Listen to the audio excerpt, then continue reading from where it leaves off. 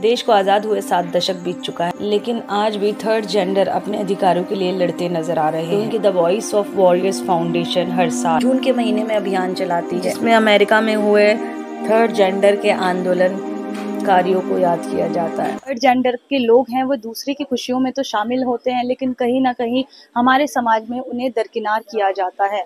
तो इसी को लेकर के जो है एक संस्था काम करती है, वो को लेकर इस संस्था के जुटे हुए हैं। और आप देख सकते हैं कि एक तरह से यहाँ पर पोस्टर मेकिंग यहाँ पर ये कर रहे हैं अपने लिए, एक तरह से स्लोगन दूसरों के लिए, जैसे we just want equality that's all. जैसे कि हर किसी को आज़ादी के बाद जो है इक्वालिटी मिली है, समानता का अधिकार मिला है, कहीं ना कहीं इन्हें जो है सोसाइटी में दरकिनार किया जाता है।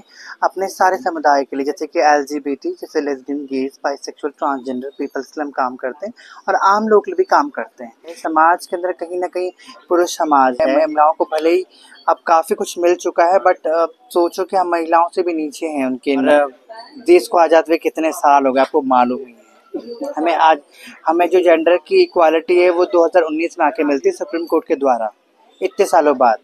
तो मुझे तो ऐसा लगता है कि 2019 में हम पैदा हुए हैं इस देश पे। लोग बैठते थे, हमारे समुदाय के लोग, वहाँ गोलीबारी चली थी, तो उन्होंने उस वक्त खुल के वो सामने आए थे, अपने भाइयों के, अपने साथियों के लिए लड़ने आगे आए थे, प्रोटेस्ट करने आए थे। तो वो प्रोटेस्ट उनका कामयाब हुआ। उस तरीके से क्या बोलते, वो महीना, जून का महीना जो होता है वो तब से प्राइड मंथ के सेलिब्रेशन में ही मनाया जाता है। आपकी लड़ाई है कि हम ये हैं, हम पे थोपा मत जाए, हम हैं कौन। ये सुप्रीम कोर्ट का भी जजमेंट है, NALSA versus supreme court of India का 2014 में जजमेंट आया था कि आप सेल्फ आइडेंटिटी आपकी वही आइडेंटिटी है जो वो आप अपने आप को रिकग्नाइज करते हो। नो मैं समाज आपको क्या बोले। तो जब कानून हमें अधिकार देता है तो फिर किसी और के ऊपर ये कोई जिम्मेदारी नहीं कि हमारे ऊपर थोपे कि हम कौन हैं। हम उनको लगता है समाज में इकलौते ही ऐसे इंसान हैं।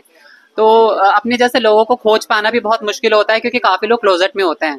अगर मैं एक लड़के के शरीर में पैदा हुई और मैं बोल रही हूँ कि मैं एक लड़की हूँ, समाज तो उस चीज को एक्सेप्ट नहीं करता वो, और पेरेंट्स को भी इससे बहुत ऑकवर्ड फील होगा कि हमारा एक पुरुष प्रधान समाज है, एक मर्द होना बहुत अच्छी बात है, मूछें तान के काम करे, लेकिन अगर वहीं उसमें कुछ अपने आप को पाने की चाह है तो उसके लिए बहुत दिक्कतें हो जाती है। तो बहुत संघर्ष होता है। फिर अपने जैसे लोगों से सोशल मीडिया के थ्रू मिलना, एनजीओज में जाना, तो जब हमारे समाज के लोग हमें मिलने लगते हैं तो हम थोड़ा ओपन है। दूसरी चीज, जब हम स्कूल कॉलेज में जाते हैं तो एक ट्रांस जो बच्चा होता है उसके साथ बुलिंग होती है, हरासमेंट होता है। काफी सारे ऐसे केसेस हो सके जहाँ पे बच्चों ने स्कूल की छत पे जाके, हमारी कम्युनिटी के जो बच्चे, उसको बुली किया गया और उन्होंने स्कूल की छतों पे जाके सुसाइड कर लिया। किशन होना चाहिए, एंटी डिस्क्रिमिनेटरी सेल्स होने चाहिए, क्योंकि बुलिंग और हरासमेंट बहुत ज्यादा होता है और कहीं कहीं तो एडमिशन मिल भी नहीं पाता है कि जीवन क्यों जी रहे हैं।